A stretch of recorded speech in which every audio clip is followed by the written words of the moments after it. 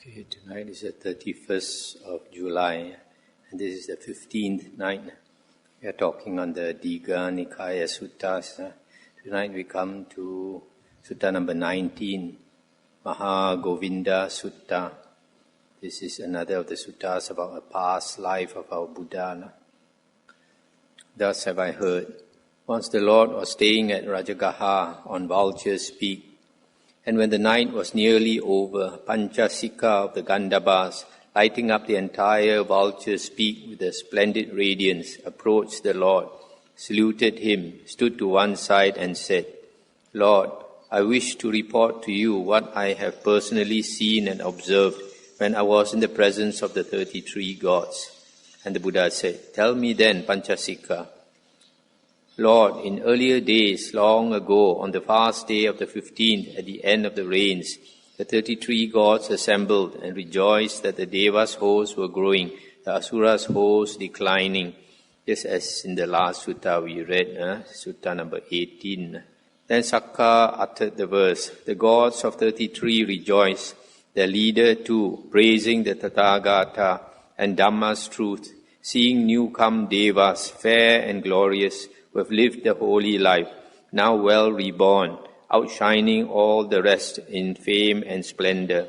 The mighty sage's pupils singled out. Seeing this, the 33 rejoice, the leader too, praising the Tathagata and Dhamma's truth.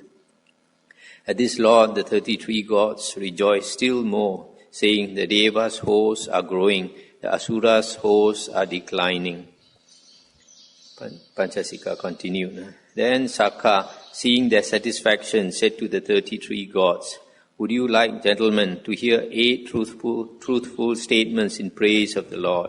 And on receiving their assent, he declared, What do you think, my lords of the 33, as regards the way in which the Lord has striven for the welfare of the many, for the happiness of the many, out of compassion for the world, for the welfare and happiness of devas and humans? We can find no teacher endowed with such qualities, whether we consider the past or the present, other than the Lord.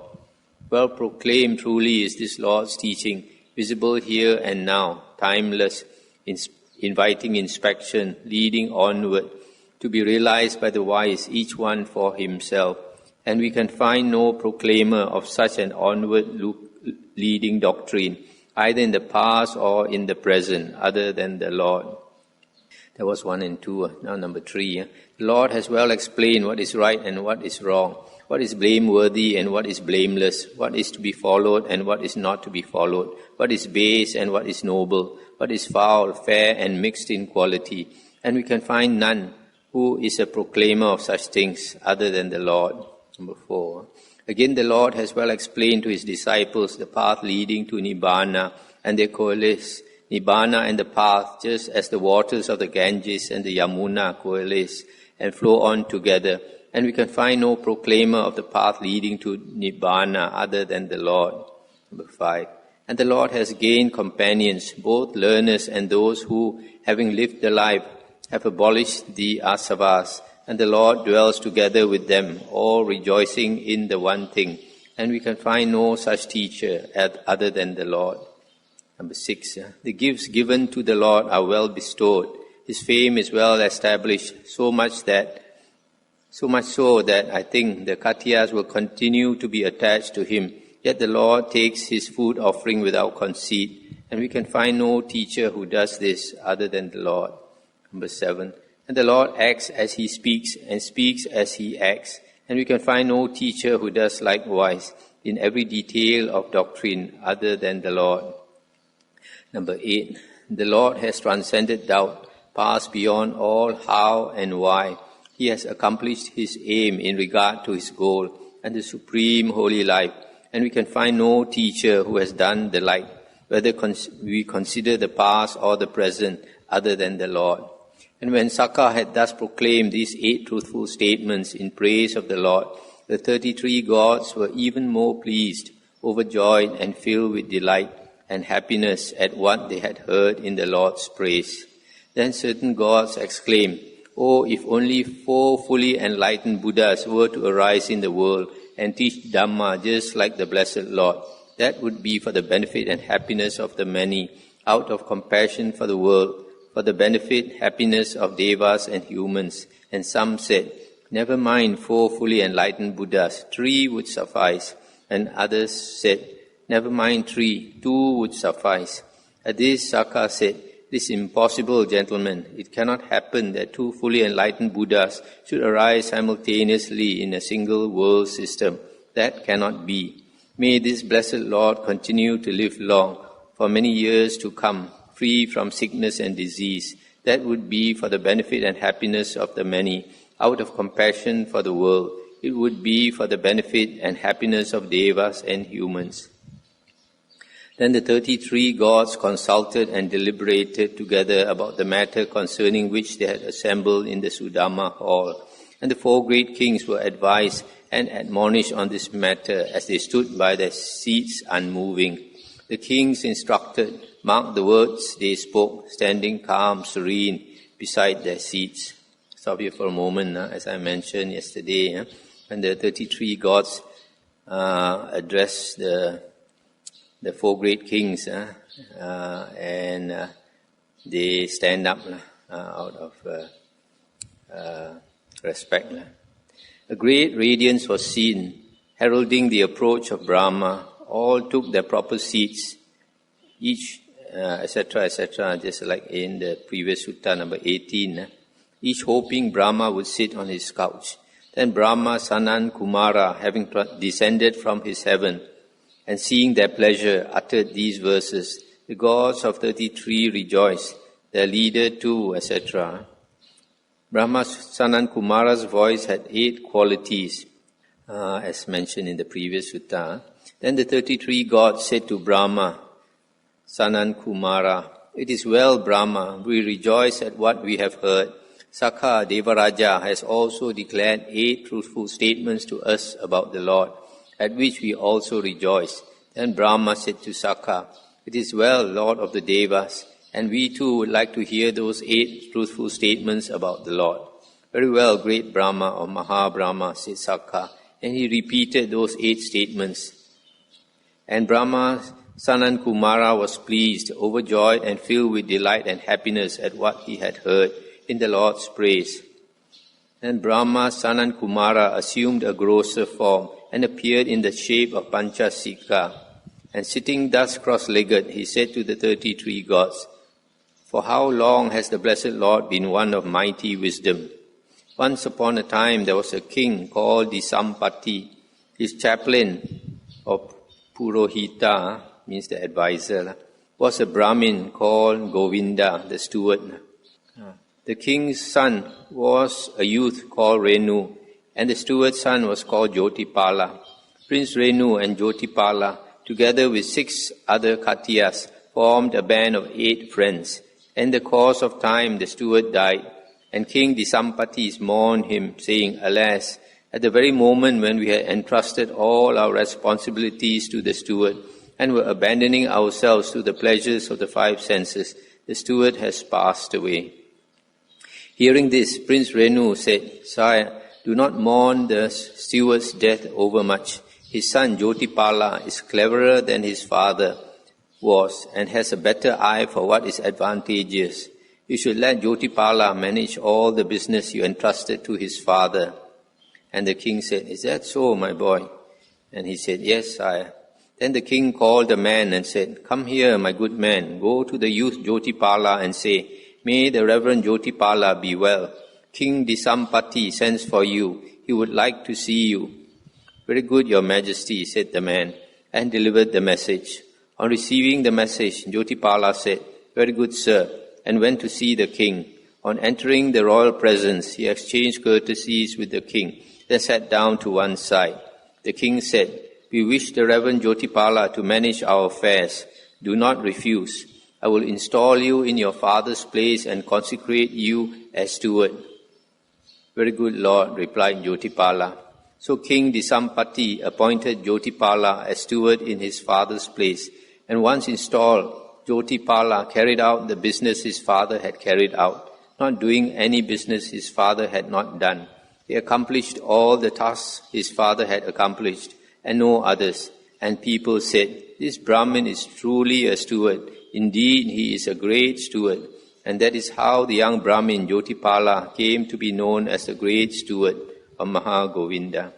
And one day the great steward went to the group of 6 nobles and said, "King Disampati is aged, decrepit, stricken with age. His life is near its end, and he cannot last much longer. Who can tell how long people will live? When King Disampati dies, the kingmakers are bound to anoint Prince Renu as king. You should go, gentlemen, to Prince Renu and say, 'We are the beloved, dear and favored friends of the Lord Renu, sharing his joys and his sorrows. Our Lord King Disampati is aged. When he dies, the kingmakers are bound to anoint Lord Renu as king. If the Lord Renu should gain the kingship, let him share it with us.' 'Very good, sir,' said the 6 nobles, and they went to Prince Renu and spoke to him as the great steward had proposed. And he said, 'Well, gentlemen, who apart from myself ought to prosper but you? If, gentlemen, I gain the kingship, I will share it with you.' In due course, King Disampati died, and the kingmakers anointed Prince Renu king in his place. And having been made king, Renu abandoned himself to the pleasures of the 5 senses. Then the great steward went to the 6 nobles and said, 'Gentlemen, now King Disampati is dead. The Lord Renu, who has been anointed in his place, has abandoned himself to the pleasures of the 5 senses. Who knows what will come of this? The sense pleasures are intoxicating. You should go to him and say, King Disampati is dead, and the Lord Renu has been appointed king. You remember your word, Lord?' They did so, and the king said, 'Gentlemen, I remember my word. Who is there to divide this mighty realm of earth, so broad in the north and so narrow like the front of a cart in the south, into 7 equal parts? Who indeed, Lord, if not the great steward?'" Stop here for a moment. It's so broad in the north and narrow in the south is India. India tapers towards the south. So King Renu sent a man to the great steward to say, "My lord, the king sends for you." The man went, and the great steward came to the king, exchanged courtesies with him, and sat down to one side. Then the king said, "My lord steward, go and divide this mighty realm of earth, so broad in the north and so narrow like the front of a cart in the south, into 7 equal parts." "Very good, sire," said the great steward, and he did so. And King Renu's country was in the center. Dantapura to the Kalingas, Potaka to the Asakas, Mahisati to the Avantis, Roruka to the Soviras, Mithila to the Videhas, Champa to the Angas goes, Benares to the Kasi. Thus did the steward dispose. The 6 nobles were delighted with their respective gains and at the success of the plan. What we wanted, desired, aimed at, and strove for, we have got. Satabu, Brahmadatta, Vesabu, and Bharata, Renu, and 2 Dattaratas, these are the 7 Bharat kings. Then the 6 nobles came to the great steward and said, "Reverend steward, just as you were a beloved, dear, and faithful friend to King Renu, so you have been to us. Please manage our affairs. We trust you will not refuse." So he administered the realms of 7 anointed kings, and he also taught the mantras to 7 distinguished Brahmins and 700 advanced pupils. In course of time, good reports were spread about concerning the great steward. The great steward can see Brahma with his own eyes, talks with him face to face, and consults with him. And he thought, "Now this good report is being spread about concerning me, that I can see Brahma with my own eyes. But it is not true. However, I have heard it said by aged and respectable Brahmins, the teachers of teachers, that anyone who withdraws into meditation for the 4 months of the rains, developing the absorption on compassion, can see Brahma with his own eyes, talk with him face to face, and consult with him. Suppose I were to do this." So the great steward went to King Renu and told him of the report and of his wish to go into retreat and develop the absorption on compassion. "And nobody is to come near me except to bring me food." And the king said, Reverend steward, do as you think fit. The 6 nobles likewise replied, Reverend steward, do as you think fit.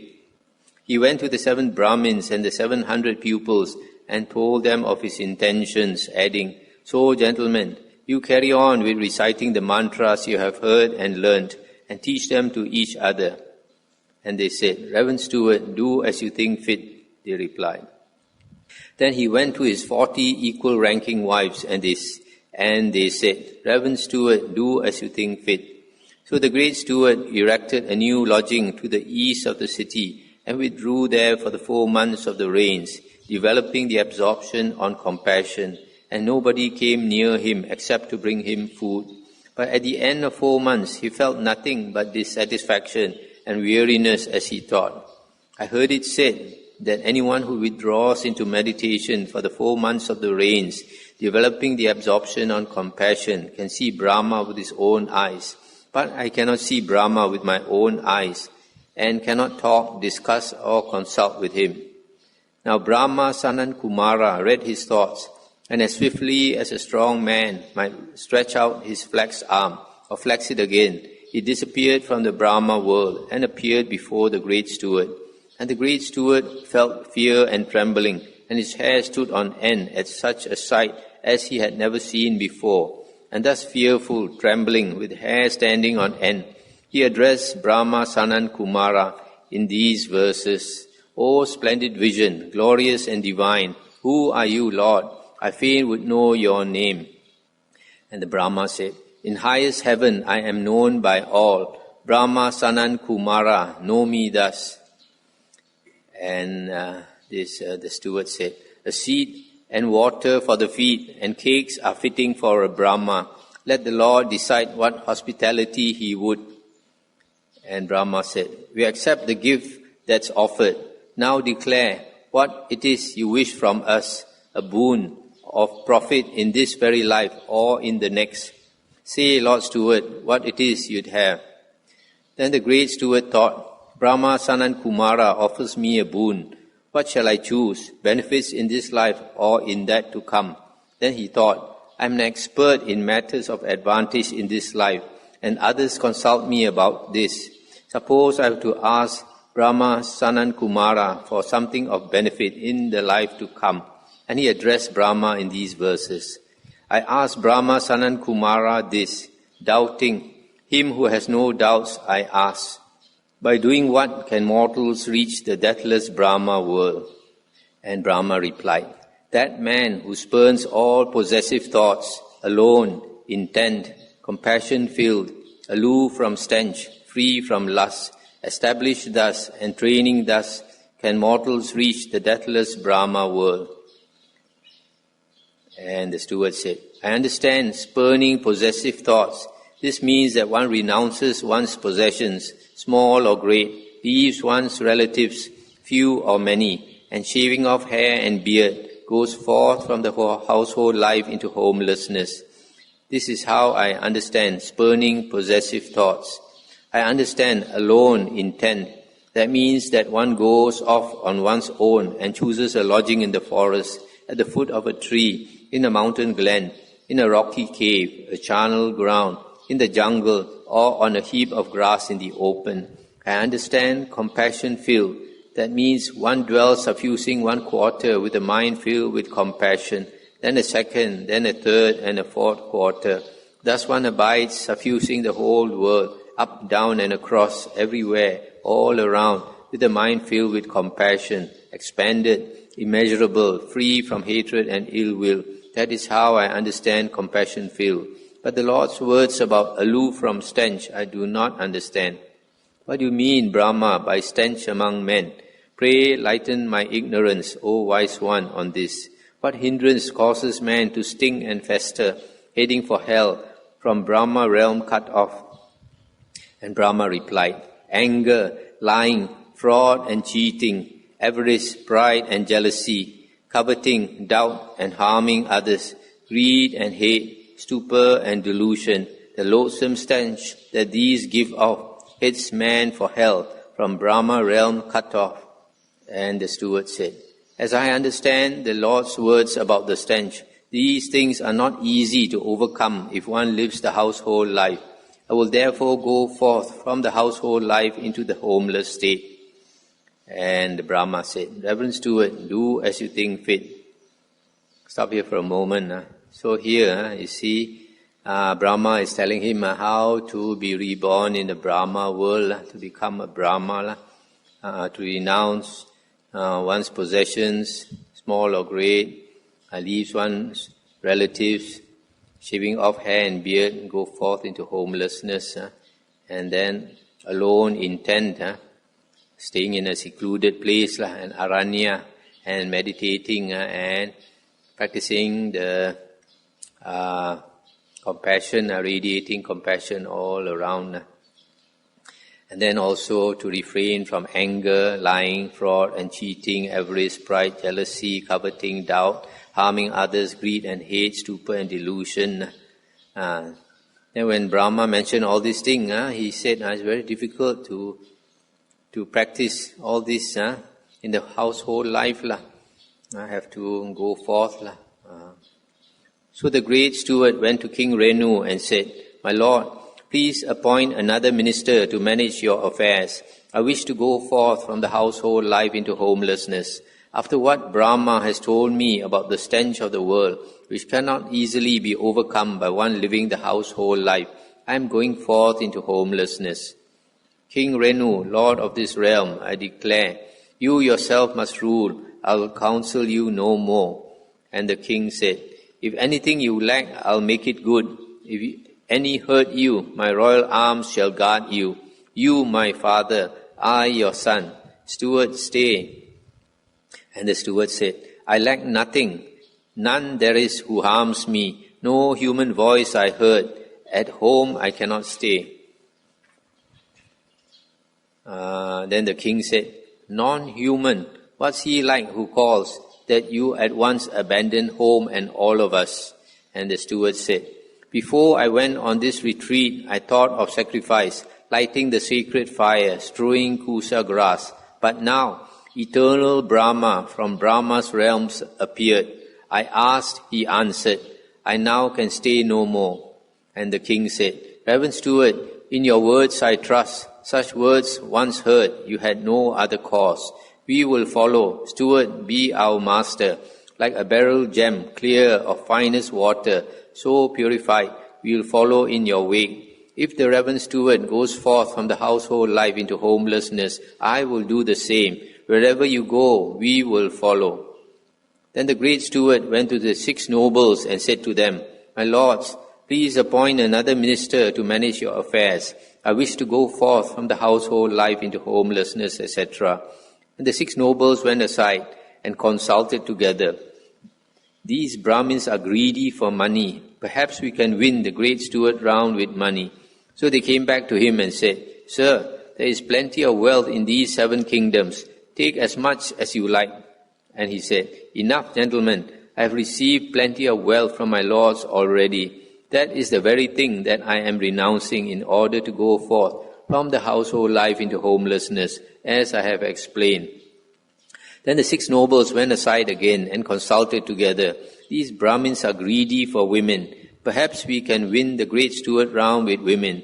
So they came to him and said, Sir, there are plenty of women in these 7 kingdoms. Take your pick. And he said, Enough, gentlemen. I already have 40 equal wives, and I am leaving them in order to go forth from the household life into homelessness, as I have explained. And they said, If the reverend steward goes forth from the household life into homelessness, we will do likewise. Wherever you go, we will follow. If you renounce those lusts that bind most men, exert yourselves, be strong and patiently endure. This is the path that's straight, the peerless path, the path of truth, guarded by the good to Brahma's realm. I think maybe this is spoken by the steward. He's telling them, if you renounce like me, then you must be strong. Exert yourselves and endure all the suffering.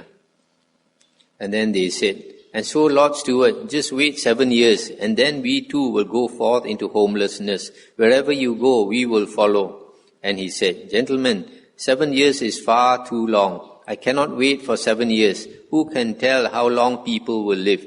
We have to go on into the next world. We must learn by means of wisdom. We must do what is right and live the holy life, for nothing that is born is immortal. Now I am going forth as I have explained. And they said, well, Reverend Stewart, just wait 6 years. And he said, too long. 5 years, too long. 4 years, 3 years, 2 years, 1 year. And then we will follow you into homelessness. Wherever you go, we will follow. And still he said, gentlemen, 1 year is far too long. Then they said, then wait 7 months. And then he said, gentlemen, 7 months is far too long. And then they said, 6 months. He said, too long. 5 months, 4 months, 3 months, 2 months, 1 month, half a month. Then he said, gentlemen, half a month is far too long. Then they said, then Reverend Stewart, just wait 7 days while we make over our kingdoms to our sons and brothers. At the end of 7 days, we will go forth into homelessness. Wherever you go, we will follow. And he said, 7 days is not too long, gentlemen. I agree, my lords, to 7 days.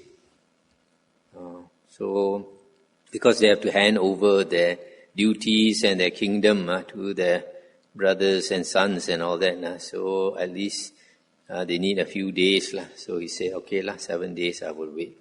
Then the great steward went to the 7 Brahmins and the 700 advanced pupils and said to them, now, your reverences, you must seek another teacher to teach you the mantras.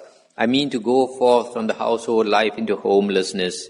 After what Brahma has told me about the stench of the world, which cannot be easily overcome by one living the household life, I am going forth into homelessness.